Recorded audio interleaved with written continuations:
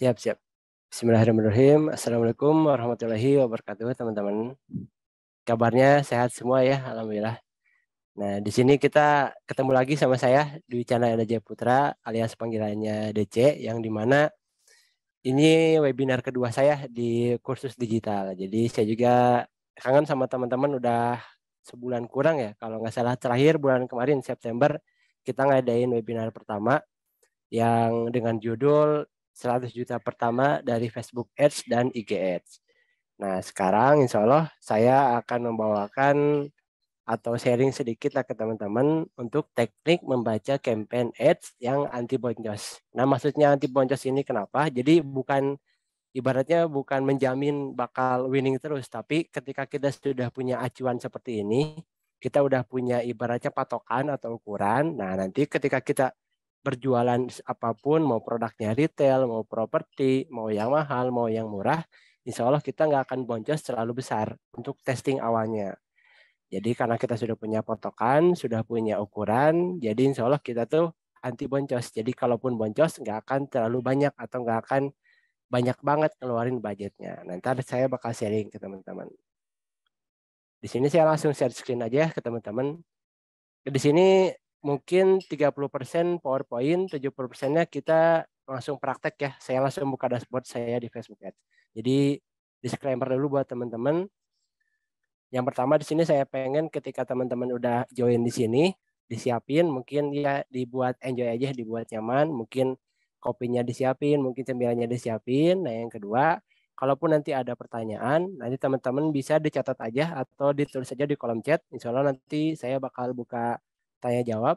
Dan kalau ada yang penting, tolong dicatat juga ya. Jadi sayang banget kalau misalkan ada yang penting, gak dicatat, nanti ilmunya cuma lewat sekilas aja. Mau di Word, mau di HP, mau di Notes, itu bebas. Yang penting dicatat aja. Nah, bismillah langsung saya share screen ya.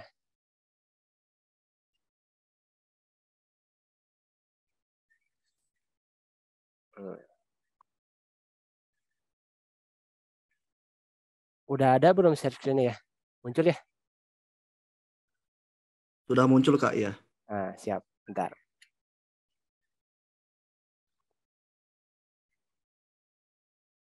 Nah, saya share screen. Ada blok hitam nggak? Atau aman, mulus? Takutnya kayak pekan kemarin lagi ada blok hitam ya.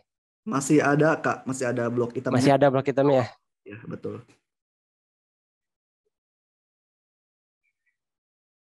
Sekarang muncul lebih besar di sebelah kanan bawah. Nah, udah.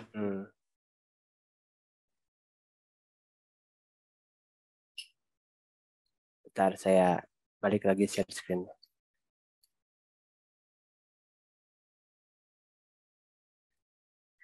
Kalau sekarang gimana? Masih ada blok hitam nggak? Mungkin masih ada, Kak. Tapi nggak masalah sih, Kak. Kalau misalkan nggak mengganggu. Yang penting Oh, nggak apa-apa. isinya masih bisa, gitu. Masih terkondisikan. Oh, siap, siap. Nanti kalau misalkan mengganggu, mungkin bisa dicat aja ya. Ntar insya Allah saya baca kalau ada yang mengganggu. Ya, saya mulai aja. Mungkin ini pencapaian terbesar saya di Facebook sama IG Ads waktu di umur saya 19 tahun. Alhamdulillah, saya udah ngiklan jadi advertiser di Facebook dan IG Ads khususnya, dan sudah menghasilkan alhamdulillahnya 100 juta pertama saya di umur 19 tahun. Nah, ini untuk sharing juga ke teman-teman ya. Ini beberapa bukti transparan saya karena saya mainnya di properti, jadi sekali komisi cairnya langsung besar. Jadi kalau ibaratkan nggak tiap hari cair, tapi alhamdulillah ya sebulan 2 bulan ada aja. Cuma sekali cairnya lumayan besar gitu teman-teman. Nah, ini juga acuan campaign saya yang pertama kali yang menghasilkan sangat besar dan dengan budget yang sangat kecil gitu. Dengan budget hanya, kalau teman-teman lihat di sini budget saya cuma 2,4 juta di sini, dengan target waktu atau kurun waktu cuma kira-kira 3 minggu dari 1 September 2021 ini tahun kemarin sampai 22 September 2021 dengan budget 2,5 juta. Alhamdulillahnya saya bisa dapat satu konsumen dan itu closing lah di project saya dengan fee kalau ditotalin ada 46 juta karena itu ada hadiah NMAX-nya juga gitu. Nah ini alhamdulillah kenapa bisa begini ya karena saya juga udah lama praktek. Jadi teman-teman kalau misalkan belajar dari para mentor atau para guru, mungkin di sini memang agak sedikit mahal, tapi teman-teman tuh ngebeli dari praktek kita selama beberapa tahun ke belakang, yang udah ngabisin puluhan juta mungkin atau sampai ratusan juta, kita sharing, kita bikin formula, dan itu tuh kita share ke teman-teman biar apa? Biar teman-teman tuh nggak ngelewatin masa-masa prakteknya itu. Jadi alhamdulillah sekarang udah banyak mentor juga, kayak Kang Arsa juga bikin di kelas WordPress-nya, ada juga kelas Facebook sama IGS-nya. Saya pun juga bikin dan mungkin di luar juga banyak yang bikin kursus-kursus untuk mengenai Facebook sama IGS. Nah, lanjut lagi. Nah, ini beberapa spend dari advertiser teman-teman saya di grup saya. Alhamdulillahnya dalam sehari bisa spend 12 juta, 14 juta, bahkan 30 hari terakhir bisa spend sampai 400 juta. Ada juga lagi mungkin sampai 1,1 M ini yang udah iklan beberapa tahun. Ada juga yang udah iklan beberapa tahun lagi sampai 7 M gitu. Nah ini tuh alhamdulillah mengacu dari masalah prakteknya kita sendiri. Kenapa kita bisa spend sebesar ini? Ya karena kita juga pasti dapat profit. Gak mungkin kita spend sampai sebesar ini sampai sehari 12 juta tapi nggak profit. Nah itu sangat ibaratnya sangat mustahil lah kita spend besar-besar tapi nggak ada keuntungan buat kitanya juga. Nah, jadi insya Allah teman-teman pun pasti bakal bisa seperti ini, asal teman-teman rajin, ingin belajar juga, dan juga setiap ada webinar-webinar mungkin bisa diikut-ikutin. Mau yang gratis, mau yang berbayar, itu sama aja sih insya Allah. Nah, kita lanjut ya. Jadi insya Allah semuanya pasti bisa, karena semua jalan kesuksesan pasti ada jalannya, atau pasti ada alurnya. Nah, di sini saya bakal kenalin diri saya dulu, mungkin ada beberapa yang belum kenal sama saya. Nama saya Dwi Chandra Wijaya Putra. Saya pengalaman kerjanya pertama di sini saya mau kasih tekanan dulu ke teman-teman. Saya nggak punya basic digital dari awal pekerjaan. Saya sebenarnya nggak punya basic digital. Jadi kalaupun teman-teman bilang mungkin digital itu susah atau mungkin ada yang bilang ini tuh ibaratnya kita tuh sulit untuk menghafal digital karena kita belum pernah pegang laptop. Atau mungkin ada lagi yang bilang kita itu ibaratnya udah terlalu tua. Jadi untuk belajar digital itu sangat rumit sekali. Nah, saya juga dari pertama hidup dari SD, SMP, SMA, saya tuh jarang megang laptop, teman-teman. Nah, ketika saya udah masuk ke dunia pekerjaan, saya juga nggak langsung megang digital atau nggak langsung megang laptop. Saya pertama dari event organizer dulu, pernah dari barista juga, pernah jadi marketing juga. Jadi saya pernah terjun ke lapangan juga untuk ke project, pernah juga jadi assistant manager juga, dan terakhir barulah di 2020 saya belajar atau saya dikasih amanah untuk memegang digital marketing. Nah, barulah dari 2020 saya belajar dan alhamdulillahnya langsung praktek. Nah, saya lebih banyak di praktek, teman-teman. Saya udah praktek sampai 2 tahun, ya alhamdulillahnya mungkin nanti saya bisa sharing ke teman-teman cara atau teknik saya untuk membuat campaign yang winning. Nah, jadi itu sekilas untuk pengalaman pekerjaan saya. Jadi, teman-teman yang belum pernah pegang laptop pun insya Allah bisa. Jadi, nggak ada tuh istilahnya saya sulit belajar. Itu mungkin dari mindset teman-teman sendiri. Jadi, jangan lupa mindsetnya tuh harus dirubah dulu ketika teman-teman ingin masuk ke dunia perdigitalan. Karena mungkin hanya yang baru, jadi itu juga agak sulit untuk teman-teman menghafal gitu. Tapi insya Allah seiring berjalannya waktu ketika teman-teman udah berubah mindsetnya, yang awalnya susah jadi mudah, itu pun teman-teman akan rasakan dengan enak gitu. Jadi enjoy aja, nggak ada tekanan. Cuman memang awalnya agak sedikit berat untuk belajarnya. Tapi ya itu mah dinikmatin aja. Karena nanti juga bakal ketemu hasilnya. Nah ini pengalaman saya dari advertise itu dari tahun 2020, bukan dari harga yang puluhan ribu sampai yang ratusan ribu ataupun jutaan seharinya teman-teman. Nah, ini materi saya yang kemarin mungkin bisa teman-teman cek di YouTube-nya Kursus Digital ya. Nanti kalau mau lihat materi saya yang bulan kemarin bisa dicek di Kursus Digital di YouTube. Nah, cuman sekarang saya bakal masuk ke materi selanjutnya, teman-teman. Dengan judul yang tadi teman-teman udah lihat, teknik membaca campaign ads anti boncos. Nah, sekarang di sini bagi yang udah pernah ngiklan atau seorang advertiser boleh langsung dibuka dashboard Facebook Ads-nya. Tapi kalau yang belum pernah ngiklan atau mungkin masih bingung-bingung nggak apa-apa. Dinikmatin aja dulu, dicatat dulu. Mungkin nanti suatu saat teman-teman mau terjun ke Facebook sama IG Ads, ilmunya bisa dipraktekkan. Nah, kita mulai ya materi hari ini, insya Allah. Nah, jadi Udah ada ya share screen-nya teman-teman, aman? Nah, kalau udah aman, kita langsung mulai aja. Jadi ini dashboard saya untuk ngiklan di beberapa proyek saya yang saya pegang. Jadi alhamdulillah saya dikasih amanah megang beberapa proyek dan ini salah satu proyek yang saya pegang. Nah, mungkin di sini teman-teman agak sedikit bingung kalau yang belum pernah terjun ke Facebook sama IG Ads ya. Tapi kalau yang udah pernah terjun mungkin udah biasa dengan ngelihat dashboard gini tiap hari. Nah, jadi kalau yang belum pernah lihat nggak apa-apa dicatat aja. Tapi kalau yang udah mohon diperhatikan. Nah, di sini untuk seorang tugas advertiser tuh yang pertama adalah ngiklan. Nah, setelah ngiklannya beres, mungkin nanti teman-teman akan ibaratnya akan mengevaluasi hasil kampanye sendiri. Jadi nggak ada tuh yang kita bilang seorang advertiser itu tugasnya hanya cuma ngiklan, setelah ngiklan udah ditinggalin gitu aja. Nah, itu ibaratnya pemahaman yang salah. Karena kalau kita sudah ngiklan, ibaratnya iklan itu berjalan sejam, 2 jam, 3 jam, bahkan sampai sehari. Kalaupun bagus itu sampai berbulan-bulan, mungkin sampai sebulan, mungkin 2 bulan. Mungkin ada yang cuma sampai seminggu, 2 minggu, 3 minggu itu tergantung dari isi si iklannya sendiri. Dari kontennya, dari copywritingnya, dari budgetnya, targetingnya, dan lain-lain. Nah, tapi teman-teman juga jangan lupa, ketika teman-teman sudah menerbitkan suatu campaign atau suatu iklan, nah teman-teman juga harus punya job desk-nya yang setelahnya adalah untuk mengecek selalu performa iklan tiap harinya atau mungkin tiap menitnya atau mungkin tiap detiknya. Karena kenapa? Karena kita seorang advertiser dituntut untuk membaca performa iklan itu sendiri. Kalau kita nggak bisa baca performa iklan, nah nanti itulah yang disebut dengan boncos. Jadi kita tuh nggak punya patokan, nggak punya rata-rata. Iklannya bagus itu seperti apa, iklan jelek itu seperti apa. Nah di sini bakal saya jelaskan cara untuk membaca teknik performa campaign anti boncos. Ibaratnya teman-teman itu udah punya patokan tersendiri. Mungkin ketika ngelihat seperti ini, angkanya berubah, oh ini bakal nggak benar nih ke depannya, udah matiin aja, bikin yang baru. Nah, jadi fungsinya untuk membaca campaign itu seperti itu. Jadi kita tuh nggak nge-spend budget secara berlama-lama, secara besar-besaran, tapi nggak ada hasilnya. Nah, kita tuh ditugaskan untuk membaca campaign dengan baik. Jadi kita tuh sudah bisa membaca campaign sekarang tuh ketika 7 hari ke depan tuh akan baik atau tidak, akan winning atau malah boncos. Nah, jadi itu sepertinya untuk kita pelajari di sini.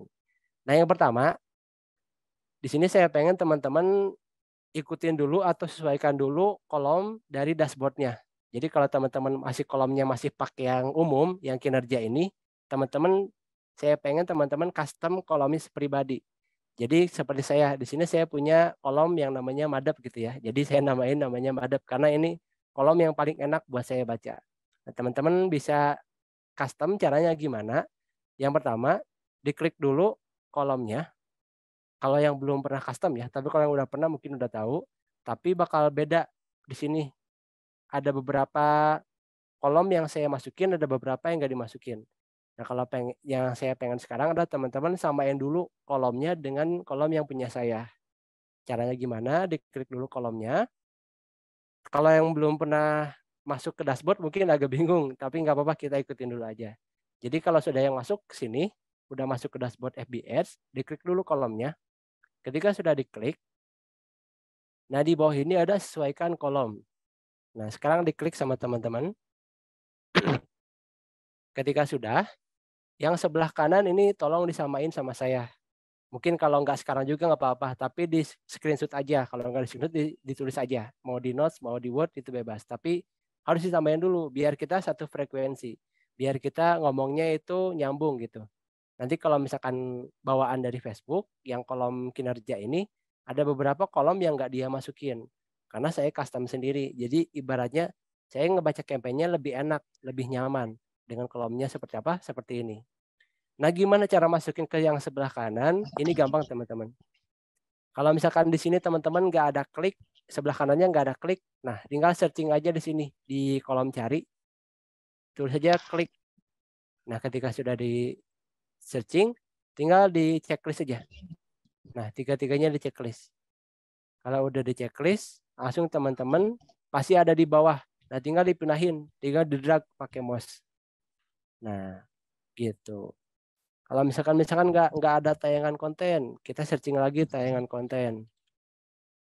Diklik aja yang ini. ketika sudah di checklist, dia pasti ada di bawah. Nah, gimana cara ngatasinnya? Tinggal di drag aja pakai mouse. Gitu, teman-teman. Nah, jadi disesuaikan dulu ya kolomnya sama yang punya saya. Sekarang pun nggak apa-apa, tapi ditulis aja atau enggak di screenshot aja. Nah, ini yang pertama, bagian pertama. Nah, ini bagian yang kedua. Boleh di screenshot dulu atau ditulis dulu. Mungkin kalau dibikin sekarang mungkin menyita waktu banyak. Jadi nanti aja lah insya Allah ke depannya. Teman-teman bisa custom seperti ini. Nah, kalau sudah, saya bakal mulai teknik pembaca yang pertama. Nah, kalau sudah di custom seperti ini, semuanya sudah sesuai dengan yang sebelah kanan saya ini, yang ada di kampanye, sampai ke CPC. Di sininya di checklist, disimpan sebagai peraturnya di checklist. Terus dikasih nama. Mau dikasih namanya mantap, mau dikasih namanya jos, mau dikasih namanya gacor, apa itu bebas. Setelah sudah, langsung klik terapkan. Nah, kalau udah, nanti kolomnya ada di paling bawah seperti saya ini. Tinggal teman-teman klik, nah nanti berubah.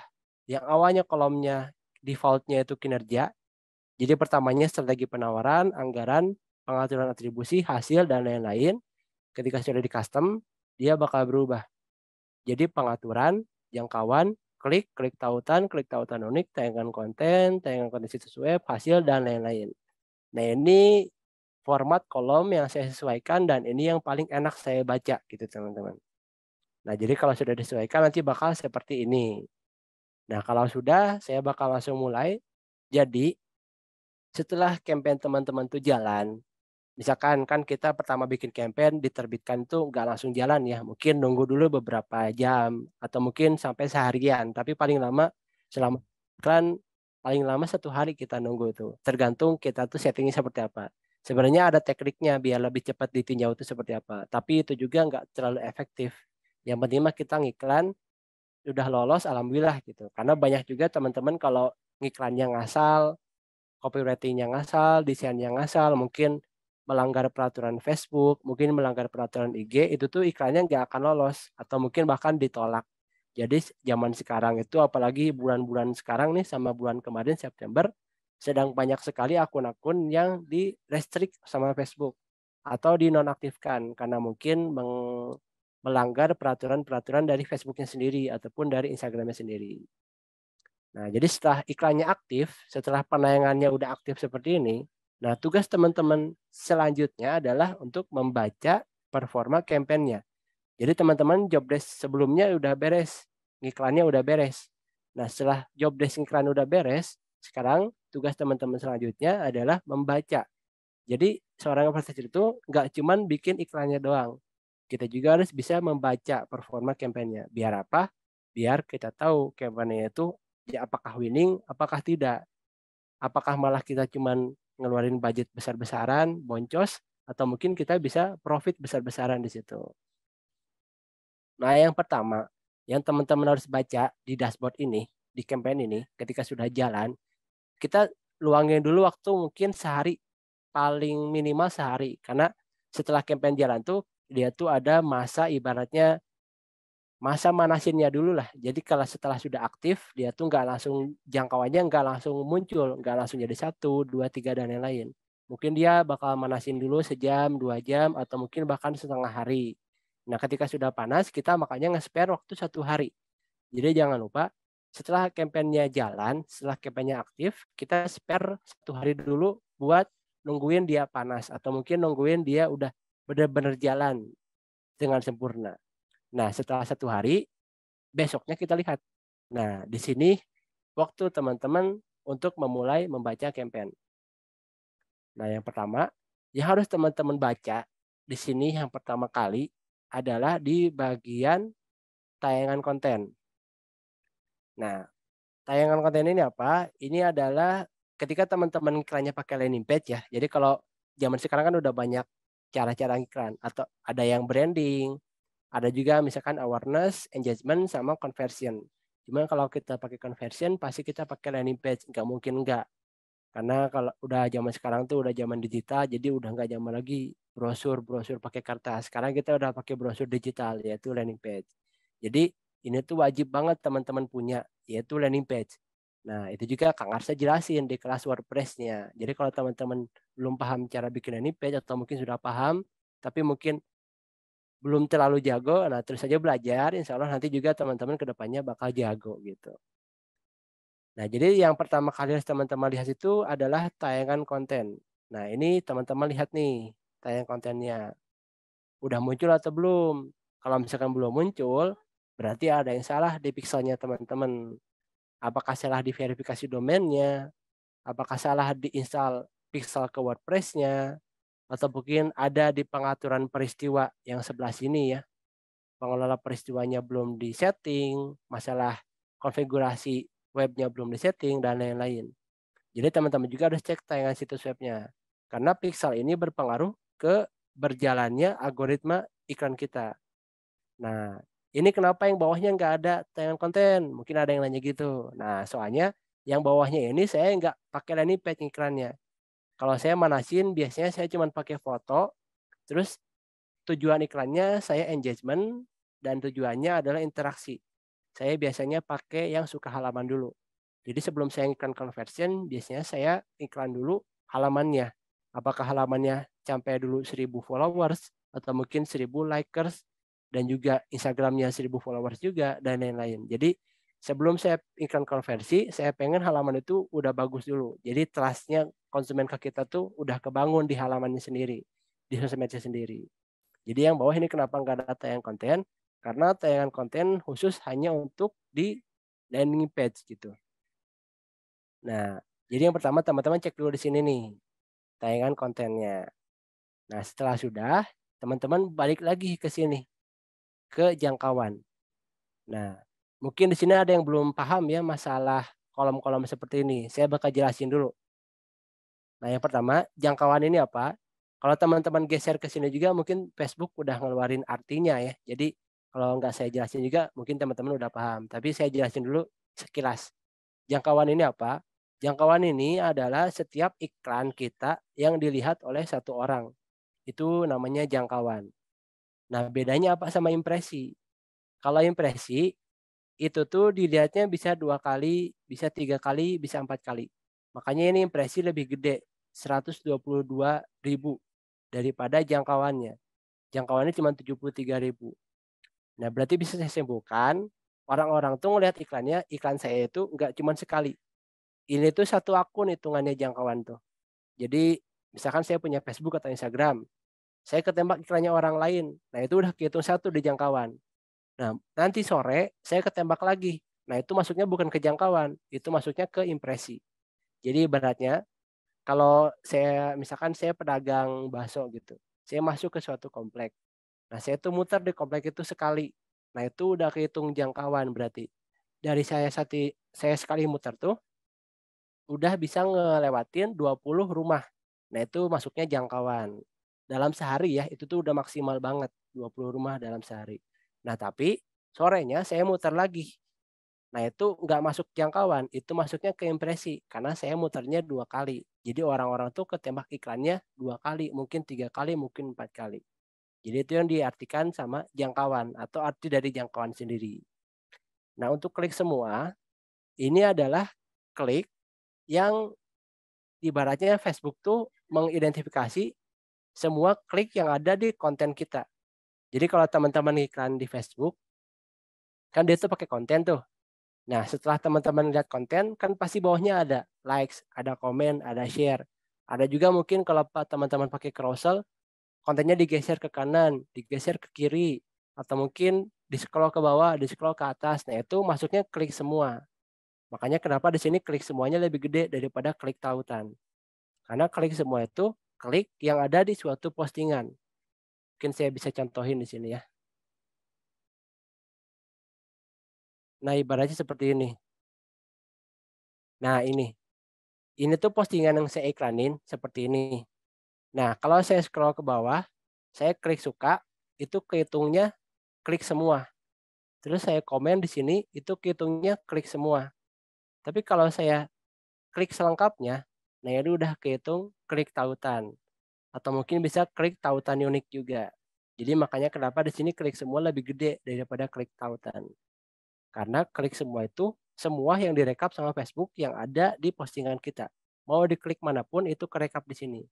Jadi kita bisa lihat ada berapa orang yang ngelihat yang ngeklik suka, ada berapa orang yang klik komentar, ada berapa orang yang klik bagikan, ada berapa orang yang nge-slide konten saya mungkin kalau carousel, ada berapa orang yang klik lihat selengkapnya, terus mungkin klik juga fanpage saya dan lain-lain. Nah itu klik semua. Kalau klik tautan, dia yang ngeklik di bagian selengkapnya doang ini. Atau mungkin di sini aja. Jadi ketika diklik langsung pindah ke landing page. Nah itu klik tautan. Nah lanjut, klik tautan unik ini hampir mirip sama klik tautan. Jadi intinya dia yang klik langsung ke tujuan kita kemana. Apakah ke WhatsApp, apakah ke landing page, apakah ke Messenger, dan lain-lain. Cuman di sini saya pakai landing page. Jadi pixel tayangan konten kerekap juga di sini. Nah, apa itu tayangan konten? Tayangan konten ini adalah setiap orang yang masuk ke landing page kita. Jadi kita bisa ngefilter. Dari klik tautan ini ada 1.707 orang yang ngeklik selengkapnya atau yang ngeklik tautan ini yang langsung ke landing page saya bikin. Dia tuh yang benar-benar masuk ke landing page saya cuman ada di 1.200. Jadi 500 orangnya mungkin bisa kabur, mungkin bisa nggak jadi karena keklik yang nggak sengaja, atau mungkin dia koneksinya lemot, jadi dia keburu males di back lagi keluar, jadi nggak benar-benar kerekap sama pixel view konten saya, dan lain-lain. Jadi tayangan konten itu adalah orang-orang yang masuk ke landing page yang kita bikin. Nah itu tentu tayangan konten. Nah kalau hasil, ini adalah leads-nya. Jadi ketika kita bikin landing page kan pasti ada button-nya lah, mau button purchase, mau button masukkan ke keranjang, mau button klik di sini untuk ngobrol via WhatsApp, mau button langsung beli di situ, check out di situ. Nah, itu masuknya ke bagian result atau bagian leads. Nah, di sini saya pakai eventnya event prospek. Jadi saya bikin acara di pixelnya acara prospek. Nah, mungkin ada banyak ya, ada mungkin kurang lebih ada 8 acara.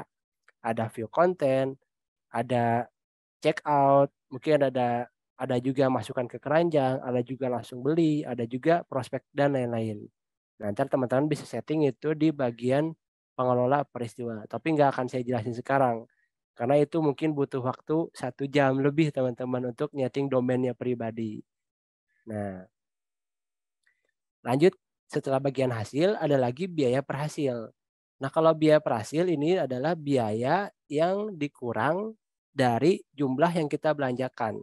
Jadi 2.168.171 perak ini dibagi 33, nah keluarlah hasilnya segini 65.000. Nah, ini untuk biaya per hasil. Jadi setiap kliknya itu masuk biaya per hasilnya berapa. Nanti mungkin saya juga ntar bakal jelasin patokan-patokannya. View konten itu harus berapa minimalnya, biaya per hasil itu harus berapa, mungkin murahnya berapa, mahalnya berapa, CTR itu harus berapa, dan lain-lain. Tapi saya bakal jelasin dulu kolom-kolomnya, biar teman-teman juga paham arti dari kolom si dashboard Facebook pribadi itu seperti apa. Nah, kalau CTR, ini hampir mirip sama klik tautan ini nih, klik tautan yang banyak ini. Nah, yang klik semua ini. Karena dari namanya juga udah beda. CTR semua. Jadi presentase waktu orang melihat iklan Anda dan langsung melakukan klik. Tapi semua yang tadi saya bilang, mau dia klik likes, mau dia klik komen, mau share dan lain-lain.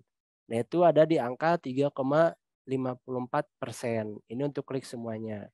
Nah, kalau CTR yang rasio klik tayang tautan, yang tadi yang selengkapnya ini atau yang ini juga, yang langsung arah ke tujuannya, landing page kah, WhatsApp kah, dan lain-lain, itu cuma 1,4. Jadi ini memang wajar lebih besar karena dia kan semua. Jadi nggak cuma yang klik selengkapnya doang. Ini dia klik yang semuanya gitu. Nah, kalau anggaran, ini anggaran yang saya anggarkan per harinya. Jadi saya nganggarin per harinya untuk satu campaign ini di harga 200.000. Jadi kadang saya pakai puluhan ribu, kadang ratusan ribu, kadang mungkin sampai 1 juta sehari, 2 juta sehari, dan lain-lain. Jadi saya ibaratnya ngelihat waktu juga bagusnya seperti apa. Kalau mungkin udah terlalu mahal, saya murahin lagi anggarannya. Kalau mungkin terlalu murah, bisa saya mahalin lagi. Gitu. Nah, lanjut ke jumlah yang dibelanjakan. Ini adalah jumlah yang saya belanjakan selama saya udah beberapa hari ngiklan nih, dari 2 Oktober sampai 20, sekarang tanggal 12, jadi udah 10 hari. Dengan budget 200, saya udah 10 hari, berarti udah masuk 2.100.000 lebih jumlah yang saya belanjakan. Nah, kalau frekuensi apa? Frekuensi adalah jumlah rata-rata orang yang ngelihat iklan kita. Jadi nggak cuma sekali dia ngelihatnya. Kenapa saya bisa tahu? Karena frekuensinya juga udah tercantum seperti ini. Dan yang kedua, jangkauan dengan impresi itu beda hasilnya. Kalau jangkauan tadi cuma 73.000, impresinya saya dapat 122.000. Jadi orang tuh nggak cuma sekali ngeliat iklan saya, rata-rata ya, jadi nggak semua, cuman rata-rata. Dia tuh bisa ketembak 1,6 kali gitu, mungkin hampir kedua kali per usernya.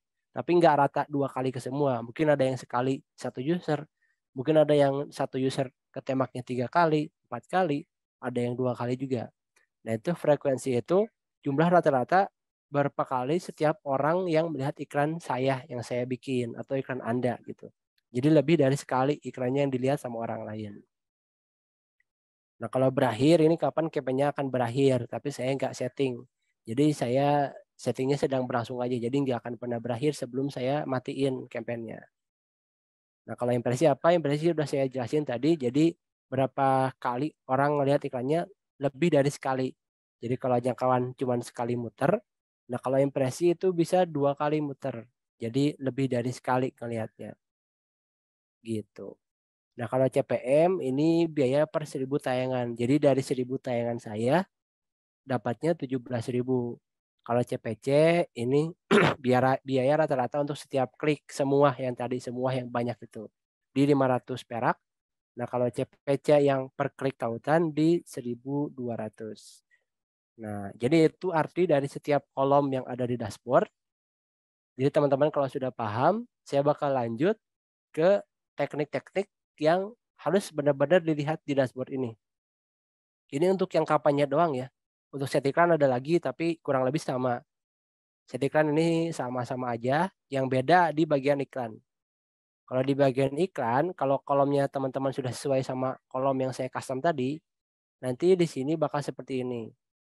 Nah, di sini juga ada yang baru. Di sini ada yang barunya ini nih, peringkat kualitas, peringkat nilai interaksi, dan peringkat nilai konversi. Jadi ini tuh ngitungnya ke iklannya. Setiap iklan tuh kualitasnya seperti apa, apakah bagus atau enggak. Ini interaksinya seperti apa, komen, like, share-nya dan lain-lain. Ini konversinya seperti apa, masuk ke WhatsApp-nya, masuk ke landing page-nya dan lain-lain. Nah, jadi itu untuk arti dari 3 ini. Nah, sekarang bakal saya jelasin ke teman-teman. Jadi dari sebanyaknya kolom yang ada di sini, sebenarnya teman-teman nggak harus lihat semua. Hanya mungkin kalau saya bisa simpulin cuma 7 yang teman-teman lihat dari kolom yang ada di dashboard iklan Facebook Ad ini. Yang sering saya lihat cuma ada 7 teman-teman. Yang pertama tadi saya udah bilang tayangan konten. Yang kedua hasil. Yang ketiga CTR semua. Yang keempat CTR rasio klik tayang tautan. Yang kelima ada di iklan. Gimana cara lihatnya langsung aja dikeiklanin. Tapi kalau teman-teman pengen khusus nggak umum, diklik dulu ininya. Ketika sudah diklik, masuk ke iklan. Nah, nanti di sini digeser. Jadi cuma satu keluarnya. Nggak banyak kayak tadi. Kalau nggak diklik dulu, dia bakal banyak. Nah, ada 2. Karena saya baru bikin kampanye 2 di project yang ini. Baru jalan Oktober.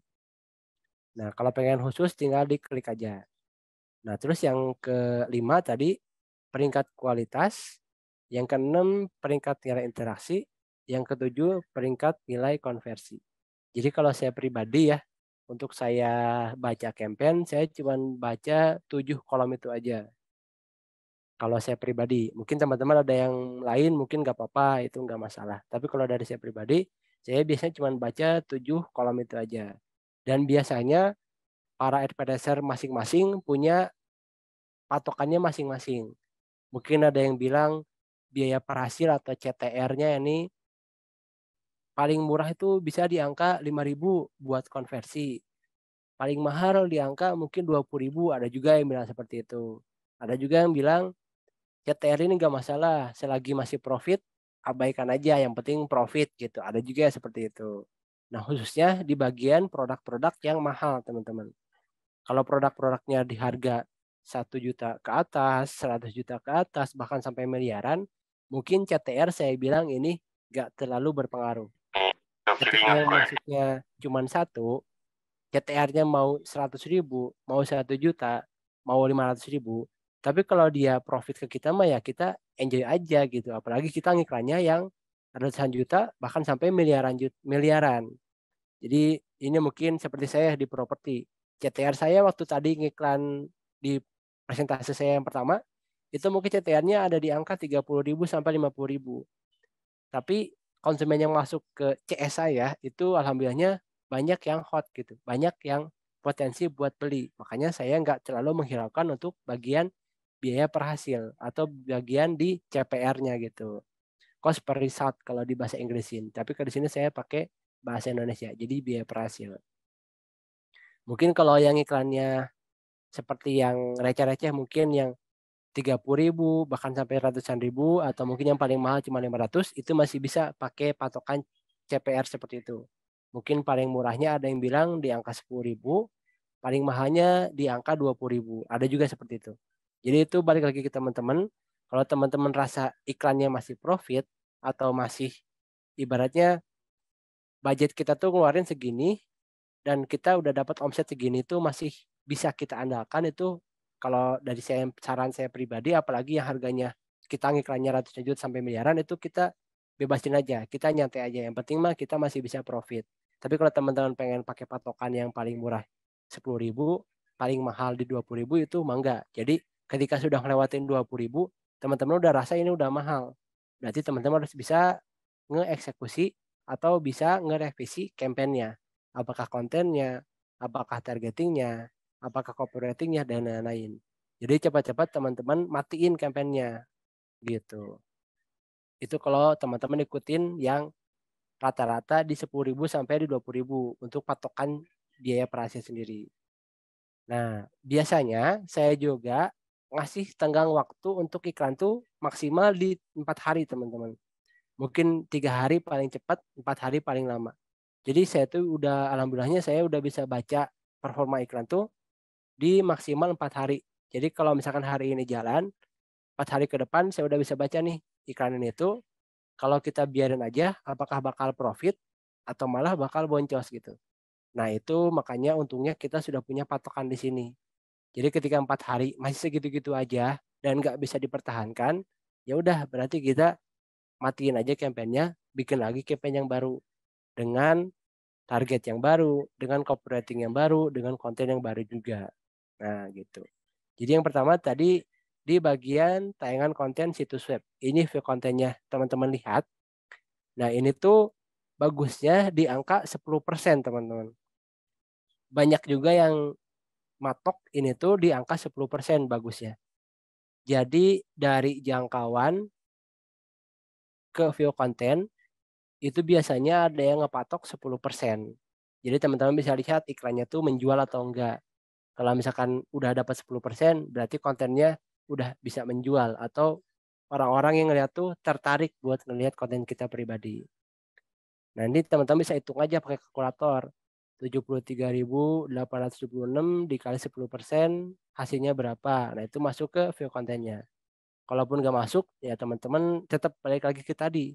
Selagi masih profit, selagi masih winning, ya jalin aja gitu. Cuman kalau pengen teman-teman pengen punya patokan, seperti itu. Bagusnya di 10% dari jangkauan ke view konten. Atau mungkin bisa juga dibalik dari view konten ke hasilnya. Dari 1.219, kalau dikali 10%, dapatnya hasilnya segini. Nah, kalau misalkan hasilnya udah segini, berarti itu teman-teman udah bagus juga. Nah, tapi mungkin untuk yang tadi tetap balik lagi, kalau misalkan masih tetap profit, ya udah tetap dijalanin aja. Kayak saya di sini properti ini pasti mahal banget nih kalau teman-teman lihat CPR-nya di 65.000. Karena saya kan jualannya lumayan ratusan sampai miliaran juta, jadi selagi masih cabuynya masih masuknya masih oke, budgetnya masuk, DP-nya masuk, saya juga masih tetap biarin jalan aja. Cuman kalau teman-teman iklannya di retail yang harganya 1 juta ke bawah, itu bisa teman-teman pakai. Dari view konten ke hasil itu patokannya 10%. View konten ke hasil. Kalau udah masuk 10% berarti landing page teman-teman itu udah masuk kriteria bagus. Dari tatanan struktur landing page-nya bagus, dari header sampai footer-nya orang-orang yang masuk ke landing page itu udah menerima konten yang teman-teman bikin di landing page. Jadi itu patokannya 10% dari view konten ke hasil. Nah, dari hasil ke real chat, ke chat masuk ke admin. Jadi hasil ini tuh kan ini bacaan robot ya. Jadi kalau saya bilang juga ini nggak pure 33. Kalau saya ngitung mungkin bisa dapat 50 saya ini. Dari 2 Oktober sampai sekarang tuh bisa ada di 40 sampai 50-an. Jadi namanya juga pixel kan yang ngebacanya bukan manusia tok gitu ya. Jadi mungkin pakai robot, mungkin pakai sistem. Jadi wajar ada salah-salah. Jadi ini juga nggak bisa dijadikan patokan tok 33. Kita bisa lihat patokannya kemana, ke formulir. Jadi bagusnya di landing page itu teman-teman isi bagian tombolnya atau bagian buttonnya itu pakai form. Jadi teman-teman tuh tahu yang ngeklik button itu tuh ada berapa dalam sehari. Contohnya kayak saya pakai form. Jadi saya tahu nih yang ngeklik iklan saya tuh sebenarnya mah ada lebih dari 33. Bisa dapat di 55 saya tuh yang isi, yang ngeklik dari buttonnya. Nah, real chat-nya ada yang bilang atau mungkin ada juga beberapa aplikasi yang bikin patokan itu di angka 40% dari hasil di dashboard masuk ke real chat itu di 40%. Jadi wajar aja ada yang nggak masuk ke real chat karena mungkin dia nggak sengaja keklik atau mungkin dia main-main aja. Jadi kalau teman-teman ingin lihat patokan real chatnya, ada kebanyakan advertiser ngitungnya di 40%. Jadi 33 ini tuh nggak semuanya masuk ke real chat CS teman-teman. Tapi kalau 100% benar-benar masuk semua, itu berarti bagus teman-teman. Pixelnya bagus, terus peristiwa pixelnya juga kedetek dengan sempurna gitu. Nah, itu makanya solusi dari saya kalau teman-teman pengen gampangnya dan nggak mau ribet ngurusin pixel, misalkan pakai API yang ada di pengelola peristiwa ini.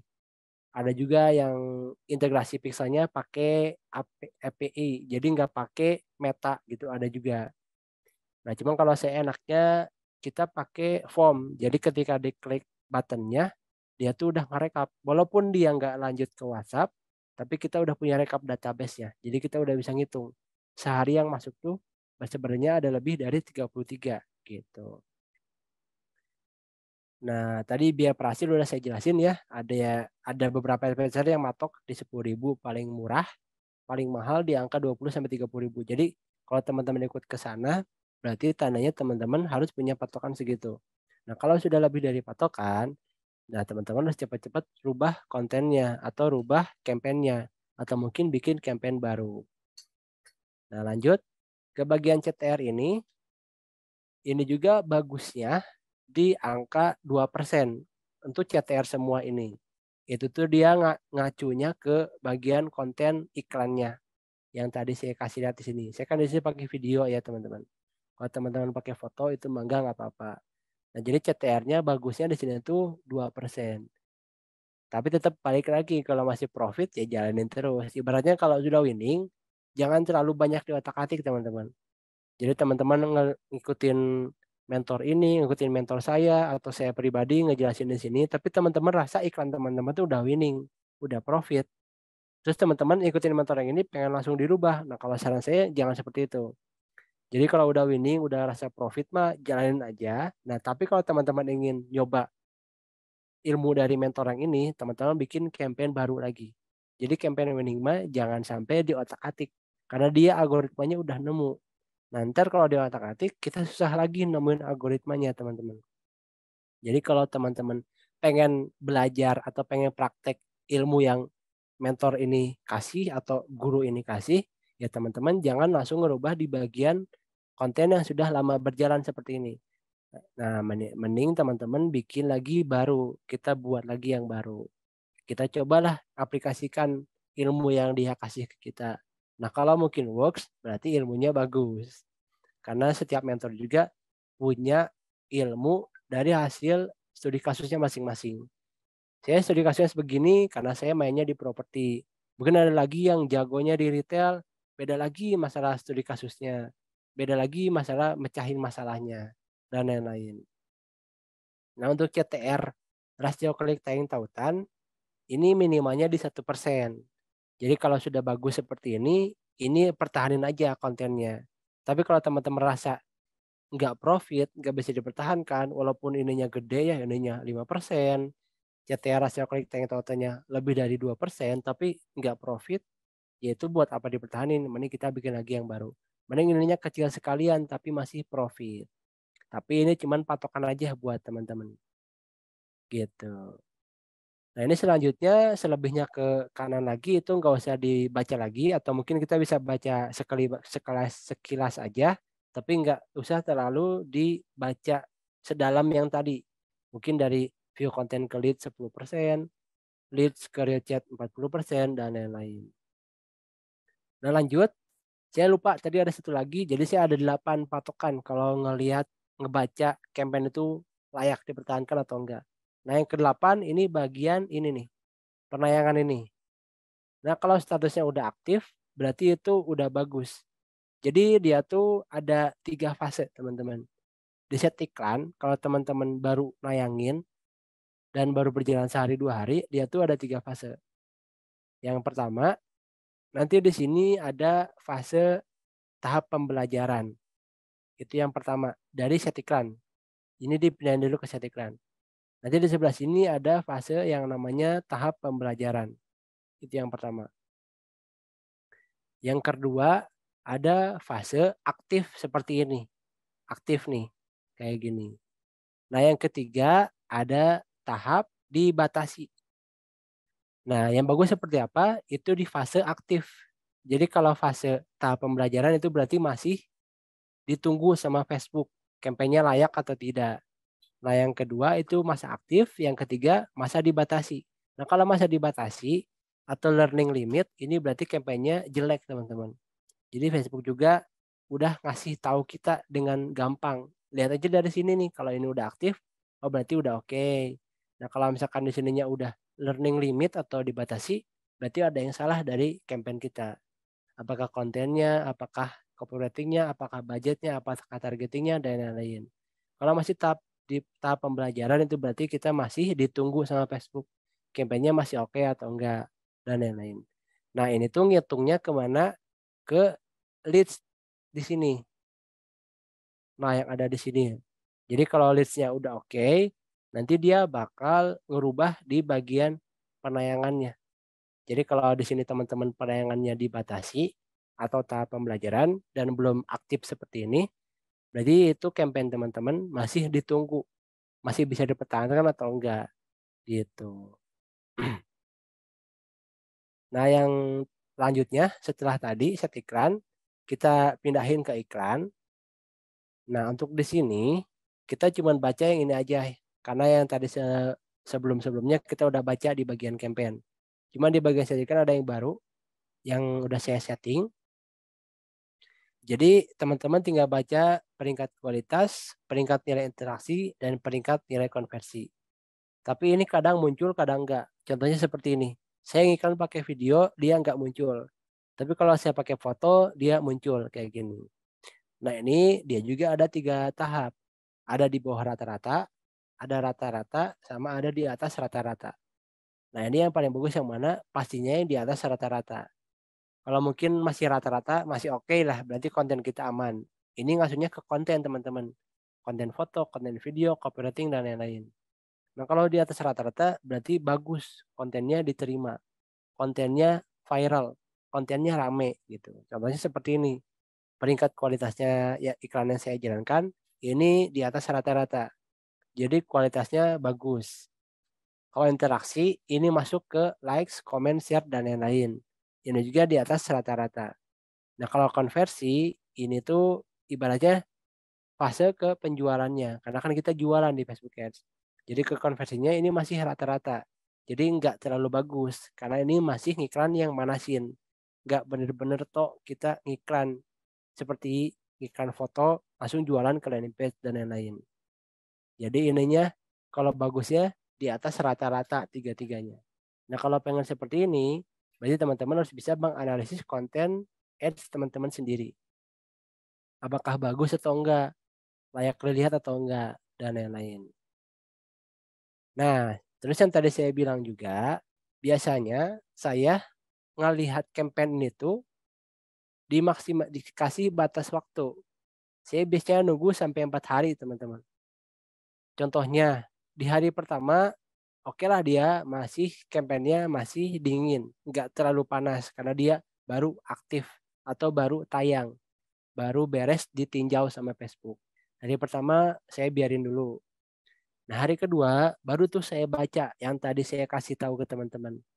Mulai dari jangkauan, view konten, hasil, biaya per hasil, CTR, atau mungkin di bagian penayangan ini udah aktif atau belum, atau mungkin di bagian iklan dan lain-lain. Itu di hari kedua. Terus saya juga ngecek ke CS saya. Kalau mungkin lead-nya di sini hari pertama, hari ini misalkan ya kayak gini. Hari ini ada 3 nih misalkan leads-nya. Saya cek ke CS saya. Yang real chat-nya ada berapa?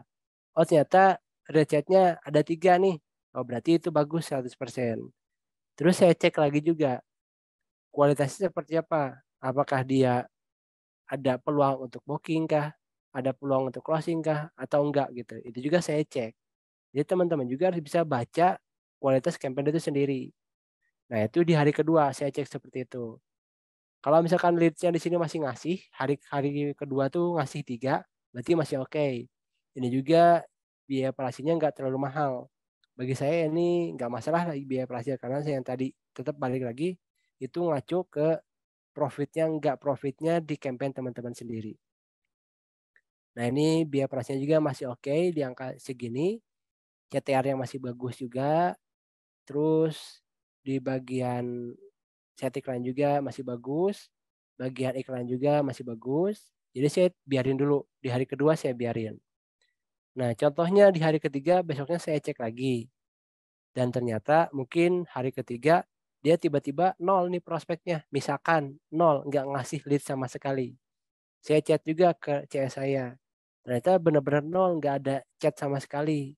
Nah, itu saya masih tunggu lagi tuh. Di hari ketiga saya tunggu lagi. Nah, hari keempat saya cek lagi tuh. Dia ngasih lead atau enggak. Kalau misalkan dia ngasih leads, berarti itu dia masih naik turun campaign-nya. Kita masih butuh waktu lah untuk analisis. Tapi kalau di hari keempat dia nggak ngasih lagi, nah itu saran saya ke teman-teman, mending jangan dipertahanin campaign-nya seperti itu. Karena percuma kalau kita pertahanin, tohnya kita jatuhnya malah buang-buang budget aja. Soalnya buat apa kita ngomongin hal yang di luar nalar kita. Contohnya hari besok. Kan hari besok kita nggak tahu juga ya seperti apa. Tapi kalau kita sudah punya ilmiahnya seperti ini atau patokan seperti ini, kita udah 2 hari nih boncos nggak ada leads. Di hari ketiga kita masih menungguin lagi. Kalau kita masih menungguin, hari ketiga ternyata boncos lagi nggak ada leads lagi.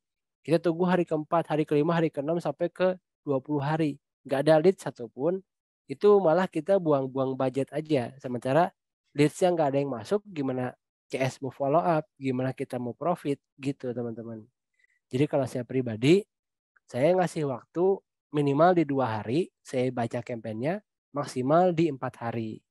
Dan itu pun saya cek 1 jam sekali, setengah jam sekali, 10 menit sekali, saya cek terus-terusan campaign-nya. Tapi maksimal di 4 hari. Buat saya baca performa campaign-nya, apakah campaign tersebut layak dipertahankan atau tidak. Nah, kalau mungkin nggak layak, nanti kita bisa edit di campaign yang baru. Kita bikin lagi. Jadi kalau saran saya mah mending ini dimatiin aja. Nggak usah diedit. Kita bikin lagi dengan strategi yang berbeda. Mungkin kontennya kita bedakan, targetingnya dibedakan. Kalau perlu budgetnya dinaikkan. Kalau perlu juga kontennya kita bikin baru, dan lain-lain. Nah, ntar kita analisis lagi seperti tadi, seperti semula. Kita tunggu 2 hari, masih kebaca, 2 hari ngasih lead nih, hari kedua ngasih lead, oke masih oke. Hari ketiga masih ngasih lead sini, malah naik, asalnya 3, naik jadi 5, itu kita tunggu lagi. Hari keempat ngasih lead lagi nih, nah itu berarti kampanye bagus teman-teman. Nah, ntar juga itu ngacu ke bagian set iklannya, yang sebelah sini. Nanti dia bakal berubah jadi aktif. Karena Facebook udah bisa ngebaca ternyata set iklan yang ini tuh dia bagus. Nah, ini juga ngaruh ke algoritma iklan kita sendiri.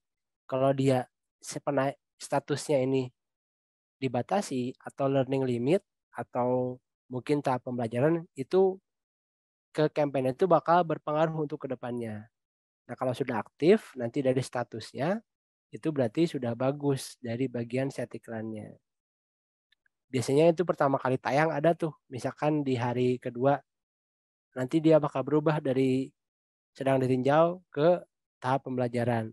Kalau udah kelamaan ternyata ads-nya jelek, campaign-nya jelek, reach-nya jelek, dia juga bakal berubah jadi dibatasi.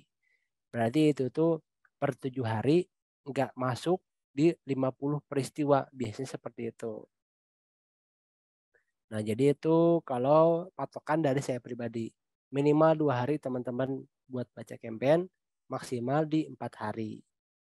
Tetap patokannya di tadi. Kalau teman-teman sudah punya patokan yang tadi, yang dari view konten, leads, CPR, CTR, dari status penayangan, dari iklannya yang peringkat kualitas, peringkat interaksi, dan peringkat konversi, itu insya Allah campaign teman-teman tuh nggak akan boncos.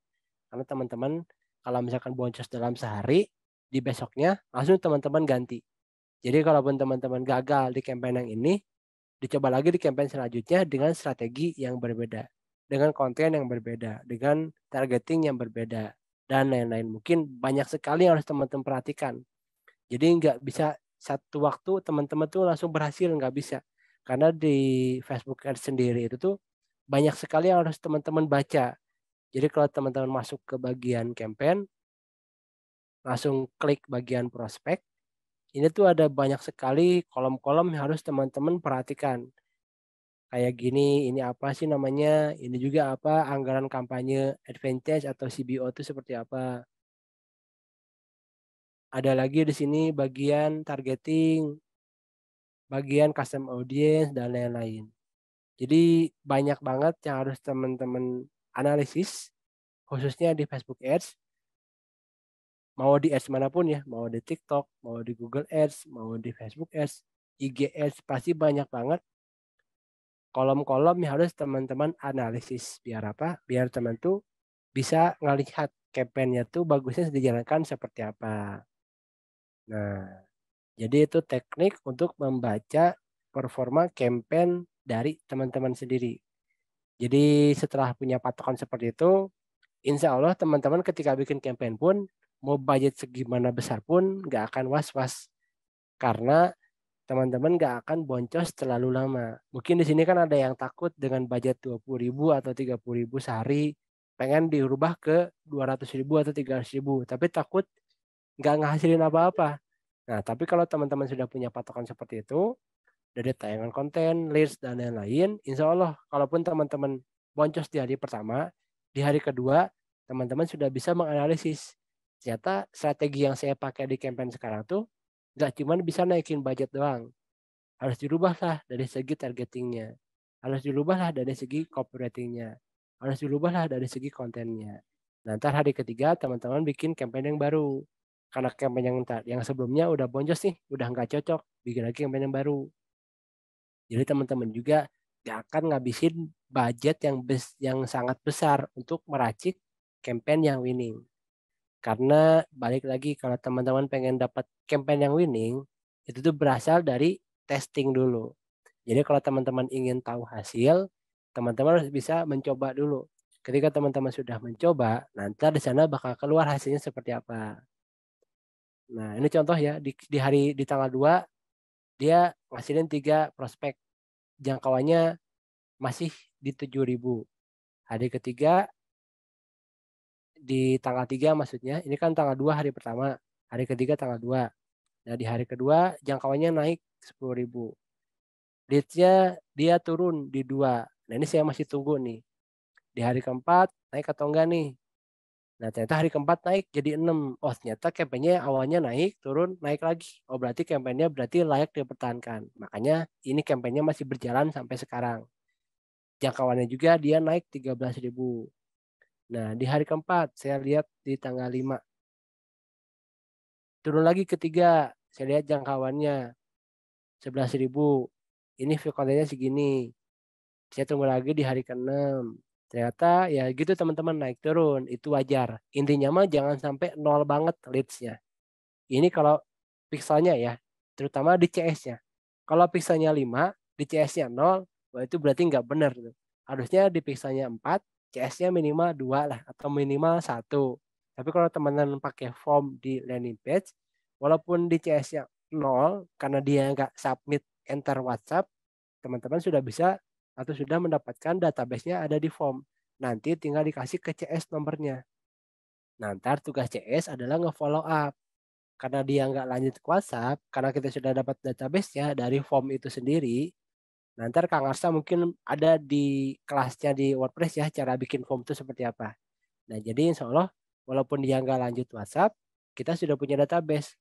Nanti kita bisa pakai buat custom audience, atau mungkin nanti kita bisa follow up lebih lanjut untuk di blast konten selanjutnya. Nah, ini hari ke-5 jadi 3 lagi, ke-8 tanggal 8 1, tanggal 9 2, tanggal 10 ada 4 naik lagi, tanggal 11 kedua lagi. Nah, sekarang tanggal 12 di tanggal sekarang ada 3. Jadi kampanyenya masih stabil lah kalau saya bisa bilang. Jadi dia nggak pernah ngasih leads-nya 0. Ini tuh masih di pixel. Kalau saya tanya ke CS secara real chat, dia tuh lebih dari segini teman-teman. Saya bisa dapat di angka 50-an. Jadi yang tadi ada 2 di sini tuh, dia tuh nggak akurat. Misalkan di sini Oktober ya tanggal 8 tadi yang ngasih 1, dia tuh nggak akurat cuma 1 doang. Sebenarnya ini tuh dia ada 4 teman-teman. Itu. Nah itu ada di database saya. Mungkin nggak bisa saya buka di sini karena ada nomor sama email dan lain-lainnya. Nah, jadi gitu teman-teman ya. Jadi insya Allah kalau teman-teman sudah punya patokan, teman-teman itu nggak akan boncos terlalu besar atau terlalu lama. Jadi ketika pengen naikin budget juga, teman-teman nggak akan ragu lagi. Karena kalau udah punya patokan mah, mau budget segede apapun, kalau kita rasa kampanyenya ternyata nggak layak dipertahankan, langsung kita matiin aja. Kita bikin campaign yang baru dengan strategi yang banyak sekali harus teman-teman uji, teman-teman asah. Nah itu tuh adanya di mana? Di bagian praktek. Nah makanya kenapa banyak mentor atau banyak coach yang ngejual harga digital tuh lumayan mahal. Mungkin ada yang sampai jutaan, mungkin ada yang puluhan juta. Karena dia tuh jualin hasil prakteknya dia.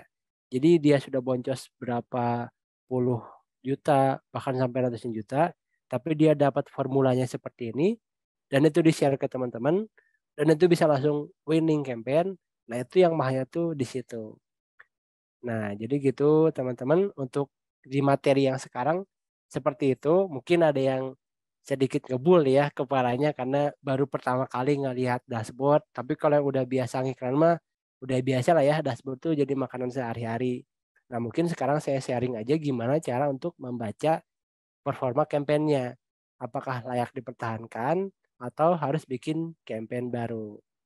Jadi gitu Kang Arsa dan teman-teman, untuk materi di hari ini mungkin segitu dulu dari saya.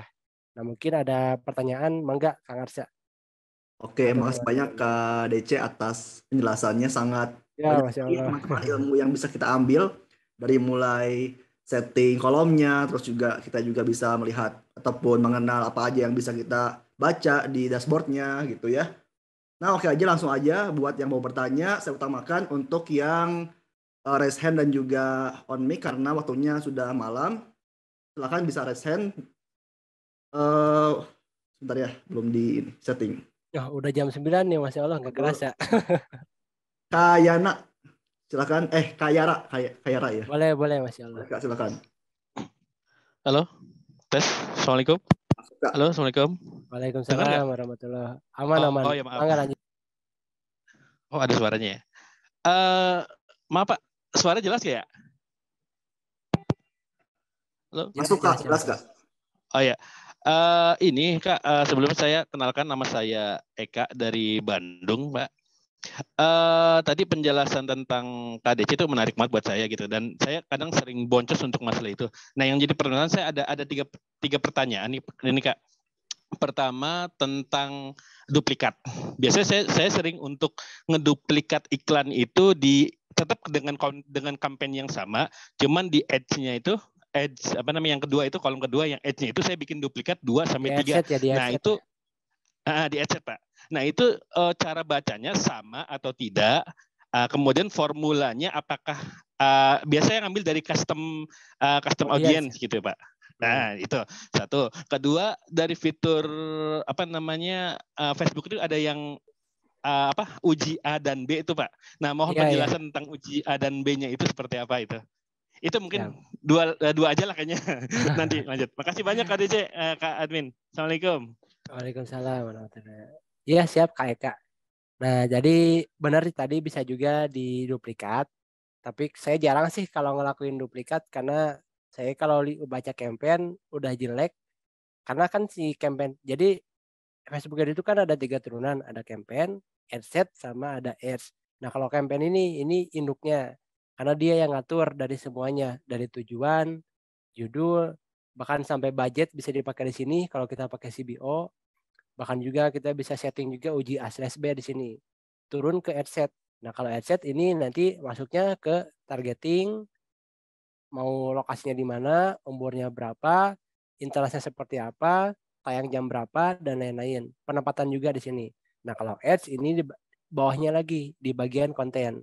Mau foto, mau video kah, copywriting seperti apakah, URL landing page-nya apa, dan di mana. Nah, jadi biasanya kalau saya pribadi Kak Eka, saya jarang ngeduplikat sih. Tapi kalau Kak Eka sering ngeduplikat dari satu campaign, misalkan ibaratnya pengen ngelakuin split test ya kalau bisa saya baca kenapa banyak yang bikin duplikat tuh. Jadi dia bikin campaign satu nih dengan targeting yang satu aja, misalkan Jakarta, interestnya mungkin hotel atau rumah atau apartemen atau villa dan lain-lain.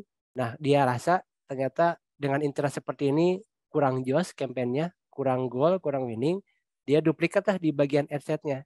Dia bikin lagi targeting yang berbeda. Mungkin bisa pakai custom audience, tadi Kak Eka bilang. Mungkin bisa pakai lookalike juga. Mungkin bisa juga dibedain interestnya, yang awalnya Jakarta, bedain ke Bandung. Atau mungkin dipisahin lagi kemana. Itu bisa juga seperti itu. Nah, itu teknik bacanya sama juga seperti itu Kak Eka. Jadi kalau udah masuk ke adset, nanti tinggal dilihat di bagian lead sama CPR berarti. Dan kan Kak Eka misalkan bikin adset itu juga dengan targeting yang berbeda. Nah, itu harus diusahakan targetingnya berbeda ya. Jadi kita percuma kalau ngeduplikat tapi targetingnya sama. Atau mungkin lokasinya sama aja itu nggak masalah. Tapi interestnya harus dibedain. Mau dari umurnya juga bisa. Jadi dikhususkan kalau mau duplikat adset, dalamannya beda. Biar kita bisa ngebaca target yang mana yang paling bagus buat produk yang kita jual sekarang. Tetap sama kayak tadi ngelihat bacanya. Tapi ngebacanya bukan di bagian campaign. Di bagian adset. Dari leads-nya, dari CPR, CTR, dan lain-lain. Kalau kontennya sama, mungkin itu nggak masalah. Jadi buat teknik bacanya itu sama-sama aja kayak tadi saya jelasin. Nah, terus yang kedua, uji A/B. Kalau uji A/B itu berarti kita nguji dari campaign yang A sama campaign yang B. Bagusnya tuh kayak gimana? Itu diujinya sama Facebook. Jadi kita serahin ke Facebook kalau campaign A tuh udah jalan misalkan duluan 3 hari. Kita bikin lagi campaign baru. Terus kita aktifin duplikatnya, dipencet, terus uji A/B-nya kita on-kan. Nah, ntar Facebook bakal ngebedakan campaign yang A ini yang pertama udah jalan 4 hari, sama campaign B ini yang baru jalan beberapa hari. Nah, kalau misalkan campaign B lebih bagus, nanti Facebook bakal mengasih saran. Dia campaign A-nya tuh bagusnya digimanain atau mungkin dimatiin aja seperti itu. Nah, ntar campaign B yang bakal dinaikin. Tapi kalau saya pribadi, saya biasanya ngujinya manual kayak Kak. Biasanya saya ngujinya kayak tadi tuh. Saya lihat leads-nya, lihat CPR-nya, CTR, peringkat kualitas dan lain-lain. Terus saya juga chat ke CS saya, ini campaign A sama campaign B bagus yang mana. Jadi saya ibaratnya lebih realistis sama lebih datanya lebih akurat karena saya ngujinya langsung ke CS yang saya pegang. Mungkin kalau ke Facebook kan dia ngujinya mungkin pakai robot, pakai sistem. Mungkin ada beberapa yang Facebook bilang ini tuh gak cocok, tapi ternyata profit di kita. Nah, kalau saya balik lagi ke profit. Kalau bener Kak Eka masih profit di campaign A dan Facebook bilang campaign A-nya jelek, kalau kita mah, kalau saran saya pribadi, mending pertahankan aja campaign A. Sekali lagi dia masih profit gitu. Nah, paling itu Kak Eka ya. Semoga menjawab pertanyaannya. Oke, makasih Kak Eka dan juga Kak DC. Selanjutnya Kak Cipto, silakan. Kak DC mau jam berapa nih maksimalnya nih? 2-3 Dua nih. pertanyaan lagi boleh lah. Boleh, oke siap. Silakan Kak Cipto. Oke, baik, terima kasih. Suaranya saya jelas? Jelas Kak. Jelas. Assalamualaikum warahmatullahi wabarakatuh. Perkenalkan, saya Cipto dari Bogor. Ini Kak, ini sebetulnya masalah dasar sebetulnya. Studi kasusnya gini. Akun saya itu kan sudah bagus nih. Tiba-tiba satu pekan yang lalu tuh akun saya hack. Bisa ini lagi lah, susah, akhirnya saya bikin akun baru, sedangkan akun lama itu halaman saya udah bagus, followersnya udah bagus segala macam gitu. Nah, kira-kira untuk mengiklankan itu bisa nyambung ke halaman yang lama nggak sih ya Kak ya, Kak DC? Gitu sih Kak. Bisa nyambungkan lagi nggak sih gitu kira-kira? Baik. Siap. Bisa Kak Cipto. Jadi kalau Kak Cipto, nah ini tergantung di Facebook yang lama itu BM-nya nyambung ke halaman nggak? Kalau halamannya dimiliki sama BM, nanti itu yang bisa nge-share-nya cuma admin BM-nya aja. Nah, terus yang kedua, si halaman ini di dalam adminnya ada siapa aja. Kalau cuma adminnya satu, Facebook yang kayak gitu doang, itu berarti udah harus diiklasin. Karena adminnya cuma satu, jadi nggak bisa di-share kemana-mana. Makanya, iya saya pernah ke-hack kemarin Kak, sama orang Australia kalau saya. Itu kampanye udah bagus banget itu, saya udah pakai iklan 4 tahun. Wah itu pokoknya udah verifikasi BM-nya. Ya cuman qadarullah ada yang nge-hack, kita juga udah komplain ke Facebook, ternyata memang banyak yang kasus seperti ini Kak Cipto. Jadi bukan cuma Kak Cipto aja. Di grup saya pun para advertiser banyak banget yang ke-hack gara-gara mungkin dia ikut wifi di toko atau di kafe atau di mana gitu. Jadi wifi-nya sembarangan. Itu juga bisa dipakai sama hacker untuk masuk ke BM seperti itu. Nah, jadi Kak Cipto lihat lagi di fanpage-nya, kalau masih bisa dibuka ya. Nanti lihat di fanpage, di bagian admin atau di bagian peran halaman ada siapa aja di situ. Nah, kalau cuma satu adminnya itu doang atau mungkin nggak bisa dibuka, ya berarti harus diiklasin fanpage-nya. Gitu ya. Kita bikin baru. Wah, sayang sekali berarti ya. Oke. Iya. Nah, itu juga nggak lama kok kalau saya bisa bilang fanpage tuh kalau mau dapat 1.000 followers, saya cuma ngebudgetin 1 juta udah bisa dapat itu 1.000 sampai 2.000 followers. Kalau konten mah kan bisa organik ya, kita bisa posting sehari 1, sehari 2. Ya susah kan followersnya ya sama likersnya ya. Betul. Sama interaksi sayang, juga. Betul. Ya, jadi kalau udah seperti itu nggak ada akses lagi ke fanpage-nya, kita nggak bisa nge-share adminnya, berarti kita bikin baru. Nanti tinggal pakai iklan engagement di bagian interaksi. Atau kalau tadi kolomnya ada 6 kayak saya tadi, itu pakai di bagian interaksi dan dipilih yang suka halaman. Kemarin mau mencoba yang bagian interaksi, cuma di situ kan ada kolom untuk bagian halaman. Aduh nih, kayaknya halaman bisa nggak ya untuk nyambung lagi ke halaman. Saya belum coba sih, saya belum coba gitu. Jadi nggak bisa berarti ya?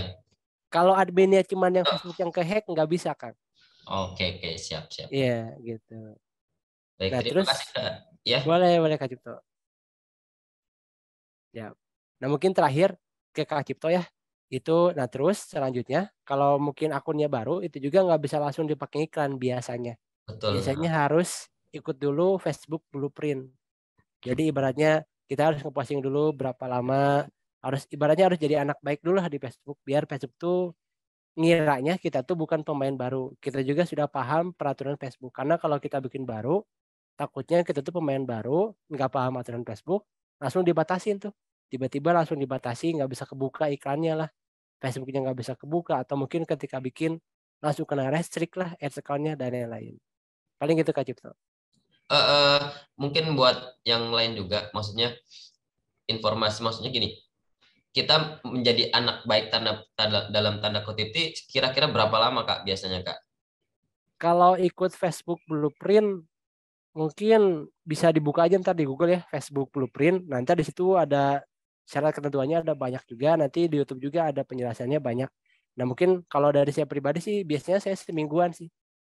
Semingguan kita nge-branding dulu akun Facebooknya pakai nama asli, atau mungkin kalau punya Facebook yang lama, Facebook istri atau Facebook keluarga yang gak dipakai, mending pakai Facebook lama aja daripada bikin Facebook baru. Lebih susah lagi kalau Facebook baru gitu. Baik Kak, terima kasih Kak Dece dan Kak Fadila. Siap. Assalamualaikum warahmatullahi wabarakatuh. Waalaikumsalam warahmatullahi wabarakatuh. Oke. Oh ya, untuk absen, sertif dan juga recording akan di-share ya di grup di Telegram. Selanjutnya, silakan. Tadi Kak Agus mau bertanya enggak, Kak? Kak Agus. Di raise hand. Bilang enggak, yang lain silakan bisa raise hand ataupun oh iya nih, Kak Irfan silakan. Silakan Kak, bisa on mic. Oh ya udah. Bagus ya. Yang lain mungkin silakan, mumpung ada Kak DC-nya masih ada. Silakan Kak Rizaldi, boleh. Oke, halo, Assalamualaikum. Waalaikumsalam warahmatullahi wabarakatuh. Halo Kak DC, saya mau nanya ke. Boleh, mangga Kang. Itu kalau misalnya kita mau iklankan punya orang, itu apakah pakai Facebook kita atau pakai punya orang itu, Bang?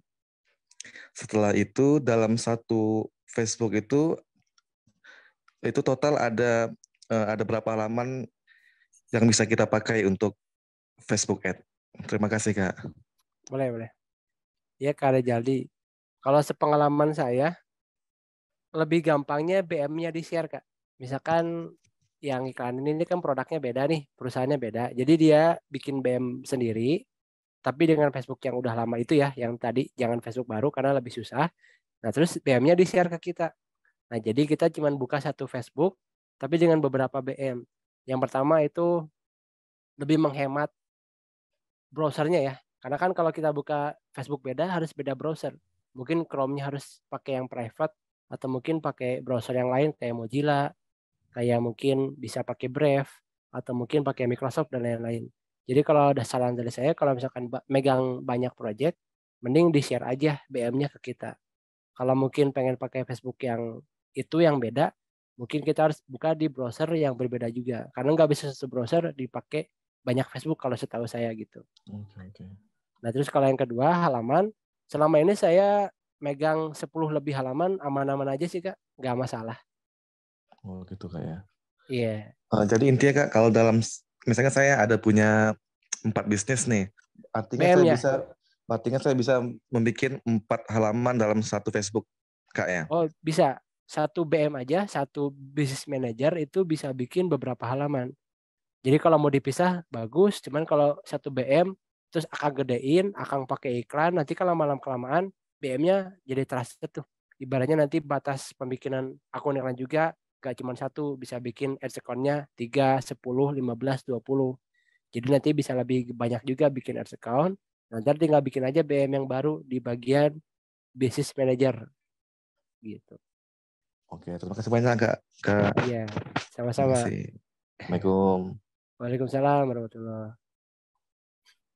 Oke, yang terakhir Kak Tanjung Familia Urban. Sebelumnya mungkin ya menambahkan aja Kak.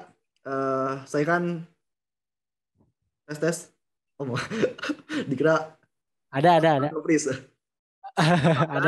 Dikarenakan saya juga pernah kuliah di IT gitu ya. Jadi pernah diajarkan gitu ya untuk ngehack gitu ya. Nah mungkin ya, jadi jangan sampai kita menggunakan WiFi yang gratis ataupun WiFi orang gitu ataupun WiFi kantor sebagai akses untuk bisnis gitu ya. Karena sangat bahaya untuk mudah dihack gitulah. Oke, selanjutnya Kak Tanjung Familia bisa langsung aja on cam. Tes. Boleh Kak, enggak? Assalamualaikum warahmatullahi wabarakatuh. Waalaikumsalam warahmatullahi wabarakatuh. Kedengaran Kak suaranya? Aman. Lanjut. Aman ya. Terima kasih admin udah beri saya kesempatan. Nah kebetulan ini penjualan sama Kak di properti ya. Nah, kalau misalnya kita belum ada landing page, apakah efektif juga dengan percakapan pesan yang kita pilih? Dan pertanyaan satu lagi, untuk pemirsanya itu di maksimal berapa ya Kak dan minimalnya? Ya itu aja Kak. Terima Boleh. kasih. Ya. Assalamualaikum warahmatullahi wabarakatuh. Waalaikumsalam warahmatullahi wabarakatuh. Wah, ada yang jual properti juga nih. Cocok banget nih sama share yang tadi saya share. Jadi gini Kang, kalau properti bagusnya memang pakai landing page. Soalnya kenapa? Kita jualan produknya nggak mungkin 1 juta ya properti ya. Pasti di angka 1 juta ke atas. Iya benar. Walaupun kafling mungkin paling murah 40 juta atau 50 juta yang pernah saya handle. Kalau kita nggak pakai landing page, kesannya kurang profesional. Kalau dari saya pribadi. Kita lihat kompetitor, mereka udah pakai landing page, bahkan pakai website, bahkan mereka bikin reklame, bikin spanduk di tengah jalan yang gede gitu ya, yang di bagian ada layar gitu tuh yang ada di jalan tuh. Dia tuh udah benar-benar ngeluarin budget sebulan bisa 30 juta, bisa ratusan juta. Sementara kita cuma pakai pesan, ibaratnya sama kompetitor bisa kesalip gitu kan. Jadi bagusnya saran saya mending belajar bikin landing page. Ada Kang Arsan nih di bagian kelas WordPress, nanti bisa ikut kelasnya. Ntar belajar dari awal sampai expert bikin landing page. Nah terus yang kedua, kalau buat targeting, buat audiens, biasanya saya pribadi satu ad set maksimal di 10 interest kalau saya pribadi. Dan itu dikategorikan. Contoh, rumah. Kalau rumah semua. 10 isinya rumah semua. Jadi jangan di mix rumah, terus misalkan kita pakai lagi ada misalkan polisi, atau mungkin kita pakai lagi ada ibaratnya pariwisata, atau mungkin kita pakai lagi investasi. Nah kalau saya biasanya, saya pribadi, per ad set tuh saya kategorikan. Ad set 1 kategorinya rumah, isinya 10 interest tuh. Ya, ad set kedua investasi, isinya 10 interest. Ad set ketiga ada properti, isinya 10 interest juga. Ad set keempat misalkan ada mewah, barang mewah, kendaraan mewah, expensive taste, pelancong yang sering berpergian, dan lain-lain, ada 10 juga maksimal. Yang kelima mungkin saya biasa pakai broad targeting. Oh jadi kebuka adset saya nggak apa-apa ya. Nanti bisa langsung dicobain sama Kang Tanjung. Terima kasih. Itu adset yang saya pakai. Jadi adset saya biasanya saya maksimal pakai 5 adset. Tiap adset dikategoriin. Nah tiap kategori ini maksimal 10 interest. Rumah, properti, investasi, mewah, sama broad. Nah kalau broad ini dia cuman masukin lokasi sama umur. Interestnya nggak diisi. Cobain Kang Tanjung. Kalau closing, alhamdulillah gitu. Terima kasih. Siap.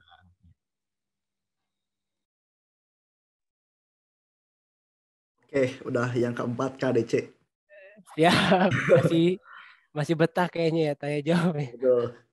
Atau mau nambah lagi sampai 30? Yang di chat boleh deh Kak Arsa. Yang di chat kasihan kayaknya ada yang belum ke bawah. 2 lagi deh yang di chat boleh. Coba ya. Scroll dulu.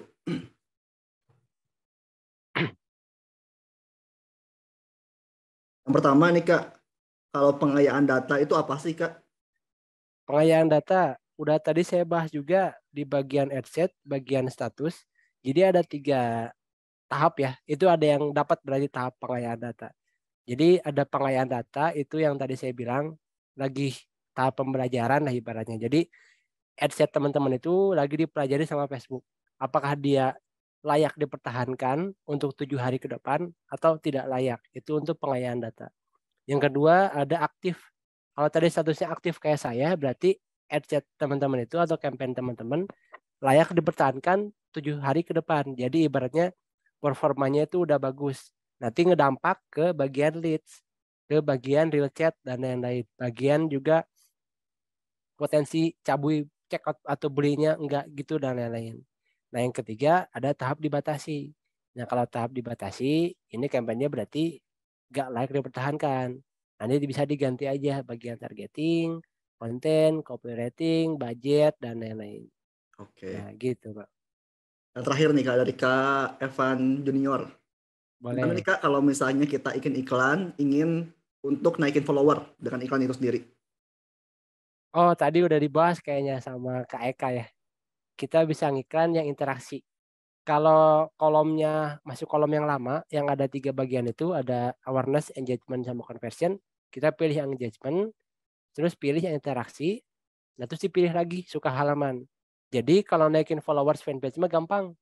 1 juta atau 700.000 juga udah bisa dapat 1.000. Nah yang susah ini naikin followers Instagram. Karena nggak ada ads-nya, jadi Instagram nggak bikin ads-nya. Dia cuman bikin 3 ya, di Instagram tuh cuman ada 3 tujuan untuk iklannya. Yang pertama ada kunjungi profile, yang kedua mungkin naikin postingannya, yang ketiga kunjungi situs web. Jadi nggak ada untuk naikin followers. Nah mungkin kita bisa pakai yang kunjungi profil ini. Itu juga efektif, cuman nggak seefektif Facebook. Kalau Facebook mungkin 100.000 dengan targeting Indonesia umum bisa dapat 100 sampai 200 like sehari dalam budget 100.000. Kalau Instagram budget 100.000 paling cuma dapat 20 like, 20 followers lah, sampai 30 followers. Jadi lebih gampang fanpage sebenarnya. Gitu. Oke. Beda sama TikTok. Kalau TikTok ada naikin followersnya, sama juga sama Facebook gampang. Ya begitu ya Kak.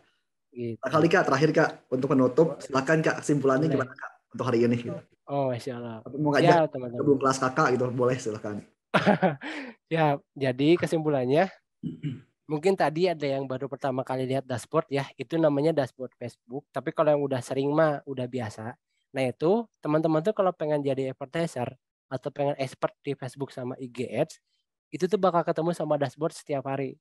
Bahkan kalau saya pribadi setengah jam sekali saya cek dashboardnya. Jadi udah jadi makanan sehari-hari. Nah kalau yang baru pertama wajar masih pusing-pusing. Karena lihat datanya banyak banget di dashboard. Tadi teman-teman lihat juga. Ada ini, ada itu, ada kolom ini, kolom itu. Angka semua tuh isinya. Pasti bakal pusing awal-awal. Tapi udah kelamaan mah udah jadi nyantai. Nah, jadi target saya ke teman-teman sekarang saya bahas ini, teman-teman jangan ragu kalau pengen iklan di Facebook sama IG Ads. Kalau teman-teman udah punya budgetnya, udah punya ilmunya, tinggal praktek. Nah, terus tadi saya kan kasih patokan nih. Saya kasih step-stepnya. Kalau pengen iklannya nggak boncos seperti apa. Jadi insya Allah ketika teman-teman pengen jalanin iklan juga, nggak akan boncos terlalu besar. Ketika teman-teman sudah punya patokannya, sudah punya rata-ratanya, dan ketika tidak memenuhi patokan itu, berarti iklannya nggak layak dipertahankan. Tapi balik lagi, kalau misalkan masih profit, jalanin aja terus. Jadi nggak usah dihiraukan lah kata-kata mentor ini, mentor itu. Bahkan dari Facebook marketing expertnya sendiri pun, kalau ngomong gini, ternyata kita masih profit, jangan dilaksanakan. Mending kita bikin campaign yang baru dengan strategi yang berbeda yang diomongkan oleh mentor itu. Kita coba aplikasikan. Apakah works kah di produk kita? Karena mungkin bisa jadi produknya berbeda. Kayak tadi mungkin misalkan ada yang jago di retail, ngeksekusi bagian properti, ternyata boncos. Nah itu karena setiap orang, setiap mentor punya case-nya masing-masing, punya studi kasusnya masing-masing. Nah, kalau yang pengen belajar digital marketing, apalagi Facebook sama IG Ads, bisa dicek juga di kelas kursus digital, ada bagian Kang Arsa. Kelasnya itu udah murah banget Kang Arsa, udah oh Masya Allah. Berapa Kang Arsa harganya Kang Arsa sekarang? Begitulah. Harganya berapa coba? Di bawah 100 lah. Oh Masya Allah tuh, udah di bawah 100, udah paket lengkap. Teman-teman bisa langsung cek aja ke kursus digital. Nanti bisa diklik di bagian kelasnya. Tapi kalau pengen private, online Zoom sama saya, atau yang ada di Bandung, pengen offline, saya juga buka kelas. Nanti bisa dicek aja di landing page-nya saya. Ada namanya expro.co.id/digital marketing expert. Atau nanti di Instagram atau di Telegram di chat sama saya lah nama kelas saya. Nanti saya kasih video-video saya dari awal sampai akhir. Kita bisa ketemu offline atau bisa ketemu online. Nanti insya Allah waktunya bisa kita sesuaikan. Gitu Kang Arsa. Oke ya. Oke, terima kasih teman-teman atas kehadirannya. Untuk rekaman akan di-share ya nanti di YouTube dan di grup Telegram. Lalu juga untuk absensi akan di-share mungkin malam ini ataupun nanti pagi. Silakan teman-teman bisa cek aja langsung aja grupnya, grup yang ini ya, yang ada logo webinarnya. Seperti itu.